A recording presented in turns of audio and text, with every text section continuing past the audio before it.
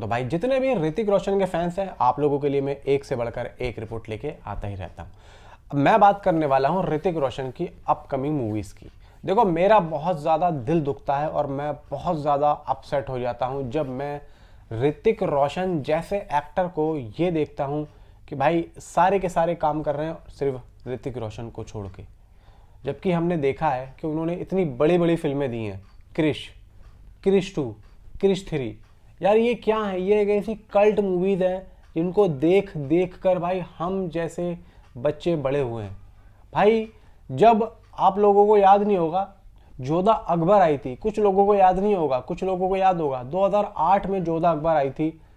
भाई मैं उसे थिएटर में देखने गया था और मैं इतना ज़्यादा खुश हुआ था, सही बता रहा हूँ मैं, कि भाई मैंने ऋतिक रोशन को जोधा अकबर से पहले भाई कभी ऐसा सोचा भी नहीं था कि हम कभी ऋतिक को ऐसे भी देखेंगे। लेकिन ऋतिक रोशन ने उस पोशाक में भी, उस रोल में भी जान डाल दी थी। यानी कि अपना जो उन्होंने दिया वो तो दिया ही दिया। भाई यहाँ पे एक तो होता है, देखो, डायरेक्टर जो गाइड कर रहा है, लेकिन यहाँ पे ऋतिक ने, मुझे ऐसा लग रहा था कि डायरेक्टर को गाइड किया है। भाई यहाँ पे उनके एक्सप्रेशन, उनका लुक, उनका ड्रेसअप और उनका भाई एक बॉडी लैंग्वेज, उनका जो एक भाई चौड़ापन बॉडी का, जो वो भाई अकबर के कपड़े वपड़े, भाई यहाँ पे मुझे ऐसा लग रहा था कि यार अकबर अगर होंगे ना तो भाई ऐसे ही होंगे। कमाल का मतलब यार, एक होता है कि भाई देखो लगना चाहिए कि भाई कोई आ रहा है। भाई ऋतिक रोशन के अंदर वो चीज़ें हैं कि वो एक वॉरियर के रूप में हमें दिख सकते हैं।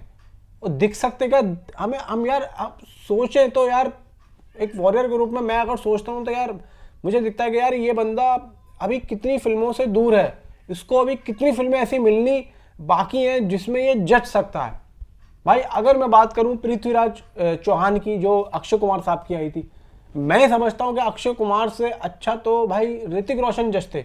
अक्षय कुमार तो कहीं से कहीं तक जचे ही नहीं, और ऋतिक रोशन अगर होते, देखो वैसा तो मुमकिन नहीं है, खैर ऐसा तो नहीं हो पाता, लेकिन देखो भाई एक जो फैन होता है, अगर वो सिर्फ सोच लो, इमेजिन कर लो, मैं अगर सोचूं कि ऋतिक रोशन अगर पृथ्वीराज चौहान फिल्म में होता अक्षय कुमार की जगह, तो कैसे दिखते भाई? बहुत अच्छे दिखते। मैं तो भाई ये चाहता हूँ हो। इवन छावा में सोचता हूँ, मैं छावा में अगर ऋतिक रोशन होते भाई, मैं समझता हूँ और भी मज़ा आता, देखने में मज़ा आ जाता भाई। छावा मतलब विक्की कौशल ने जो काम किया वो तो किया, बहुत लाजवाब काम किया, लेकिन मैं ये समझता हूँ कि ऋतिक रोशन अगर होते तो और भी लाजवाब काम होता, मतलब और काम निखर के आता और ज़्यादा मज़ा होता। देखो ये तो आप समझते हो ना कि भाई सीनियरिटी तो सीनियरिटी होती है। ऋतिक रोशन ने ज़्यादा काम किया तो उनको तजुर्बा ज़्यादा है, उनको चीज़ें ज़्यादा पता है, तो ये तो आप समझते हो। मैं ये नहीं कह रहा हूँ कि विक्की कौशल ने काम अच्छा नहीं किया, उसने भी बहुत लाजवाब काम किया, लेकिन ऋतिक होते तो सोचो और भी ज़्यादा बड़ा होता।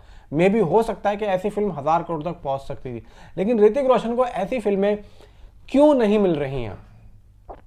देखो यहाँ पे मेरा अपना जो नज़रिया है, और मैं जो अब आपके सामने ये बात रखना चाहता हूँ कि आदित्यधर अश्वत्थामा में अगर ऋतिक को लेते हैं, देखो अभी तक कोई चेहरा फाइनलाइज हुआ नहीं है, तो इस बात को भी साइड में रखो। पहले ये होता है कि ऋतिक रोशन को अच्छी फिल्में क्यों नहीं मिल रही हैं, ऐसा क्या है, और अगर अच्छी फिल्में हैं तो उनकी खराब क्यों हो रही हैं? देखो वॉर आई, वॉर में उनका जो मेजर कबीर धारीवाल जो कैरेक्टर था, वो एक स्टैब्लिश कैरेक्टर था, बहुत स्टेब्लिश था।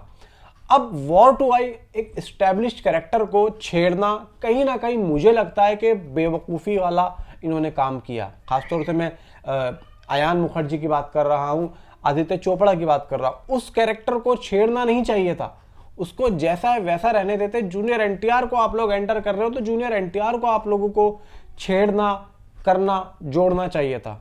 जो एस्टैब्लिश हो उसको रहने दो, उसको करके इन्होंने उस कैरेक्टर को और उसकी आने वाली और भी जितनी भी सीरीज फिल्में हैं, खासतौर से उस फ्रेंचाइजी वॉर का भी यहाँ पे खराब कबाड़ा कर दिया है। तो देखो यहाँ पे एक तो ऋतिक रोशन को फिल्में अच्छी मिल नहीं रही हैं, और जो उनकी अच्छी हैं तो मुझे लगता है कि वो खराब होती जा रही हैं। तो कहीं ना कहीं ऋतिक रोशन का जो एक मनोबल है वो भी टूट रहा है। अब ऐसा नहीं है कि ऋतिक रोशन से ये जबरदस्ती कराया जा रहा है। देखो यहाँ पर ऋतिक रोशन खुद भी यहाँ पे चीज़ों को मुझे लग रहा है कि हल्के में लेके चल रहे हैं। मुझे पता नहीं क्यों लग रहा है, क्योंकि अब उनका सिर्फ और सिर्फ एक ही जगह पे एक जो ध्यान है वो क्रिश पे है। देखो होना भी चाहिए। अब यहाँ पे ऋतिक रोशन जो चाहते हैं वो ये चाहते हैं कि यार अब मैं क्रिश 4 लेके आऊँ और मेरा कमबैक हो। देखो हम भी चाहते हैं कि ऋतिक रोशन का कमबैक हो, इंडस्ट्री में अब सबका कमबैक हो चुका है। मे बी सनी देओल साहब का भी हो चुका है, इवन भाई वरुण धवन का भी कहीं ना कहीं हो चुका है, शाहिद कपूर का भी कहीं ना कहीं भाई हो ही चुका है। अब कौन बचता है भाई? सलमान खान और ऋतिक रोशन, ये दो ऐसे हीरो हैं जिनका कमबैक होते हुए भाई मैं जरूर देखना चाहता हूं। मैं बहुत खुश होऊंगा यार। ऋतिक रोशन की क्रिश 4 आनी चाहिए, और क्रिश ऐसा सीक्वल नहीं आ रहा है। आई डोंट नो क्यों नहीं आ रहा। प्रोड्यूसर्स इस प्रोजेक्ट पे पैसा क्यों नहीं लगा पा रहे, आई डोंट नो, मैं नहीं समझ रहा हूं। लेकिन एक बात मुझे लग रही है कि पब्लिक जो है वो ऋतिक रोशन से नाराज है। अब क्यों नाराज है? देखो, फाइटर आई, सिद्धार्थ आनंद ने फिल्म बनाई, तो फाइटर के अंदर मुझे ऐसा कभी नहीं लगा कि ये फिल्म नहीं चलेगी। फिल्म का टीजर आता है, ट्रेलर आता है, मैंने हमेशा सोचा कि भाई ये फिल्म चलेगी चलेगी, लेकिन जब वो फिल्म आई तो भाई उसका जो रेस्पॉन्स था वो उस तरीके से नहीं निकल के आया जो हमने सोचा था। अब मैंने उस टाइम पे जब इसकी बॉक्स ऑफिस कलेक्शन देना शुरू किया तो मैंने ये कहा कि मैंने कहा देखो भाई, यहां पे फिल्म को जाके देखो और फिल्म बहुत अच्छी है, फिल्म आप लोगों को पैसा वसूल करा देगी। अब लोगों ने नहीं देखा। फिर उसके बाद में जब OTT पे आई तो फिल्म को जाके वो लोग देखते हैं और वो ये बोलते हैं कि भाई हमसे बहुत बड़ी गलती हुई कि हमने इसको थिएटर में नहीं देखा। अब उसमें मेरी कोई गलती नहीं है। देखो, मुझसे जो हो सका, मैं घर घर जाके ये नहीं कहूँगा टिकट लो जाके देखो। मैं आप तक जैसे पहुँच सकता हूँ इस वीडियो के माध्यम से, मैं वहाँ तक पहुँच रहा हूँ। देखो नहीं देखो, मेरी यहाँ पे कोई ज़बरदस्ती वाली बात नहीं है। अगर आपने देखा, मेरी बात सुनी आप लोगों ने, तो मैंने बोला जाके देखो, आपकी मर्जी है भाई, कोई ज़बरदस्ती वाली बात नहीं है। आपने देखी नहीं देखी मुझे नहीं पता, लेकिन कहीं ना कहीं ऋतिक रोशन के जो फैंस हैं वो भी कहीं ना कहीं अब मुझे लग रहा है कि ढीले पड़ते हुए जा रहे हैं। अब बात आती है देखो आदित्य धर की। अभी धुरंधर 2 लेके आए हैं, नाम आ रहा है अल्लू अर्जुन का, हालांकि वो भी अभी तक कोई फाइनलाइज हुआ नहीं है और अभी तक उस बात में भी मुझे लग नहीं रहा दम। जब तक कोई ऑफिशियली स्टेटमेंट नहीं आएगा जब तक तो हम बात नहीं कर। लेकिन यार देखो, अश्वत्थामा अगर फिल्म बनती है सिर्फ और सिर्फ बॉलीवुड में, मैं चाहता हूं भाई देखो, आदित्य धर आ रहे तो बॉलीवुड के एक्टरों को पकड़े, ऋतिक रोशन जैसा फेस, ऋतिक रोशन जैसा भाई बॉडी, फेस कट, मुझे लगता है कि अश्वत्थामा के जो एक कैरेक्टर में जम सकता है और जच सकता है ऋतिक रोशन। यार आप जरा मुझे नीचे कमेंट में जरूर बताना कि ऋतिक रोशन अगर आप लोग इमेजिन करते हो अश्वत्थामा के रोल में, तो भाई मैं तो कहता हूं परफेक्ट है।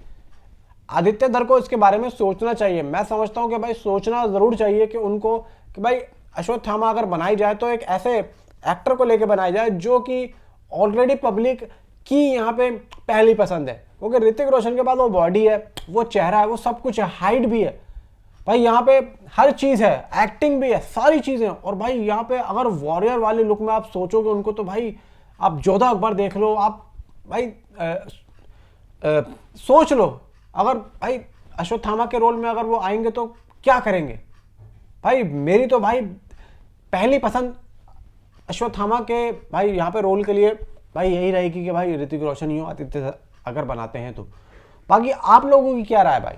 आप लोग क्या समझते हो, क्या सोचते हो? मुझे नीचे एक बार कमेंट में जरूर बताओ। मिलता हूँ आपसे अगली वीडियो में। Thanks for watching.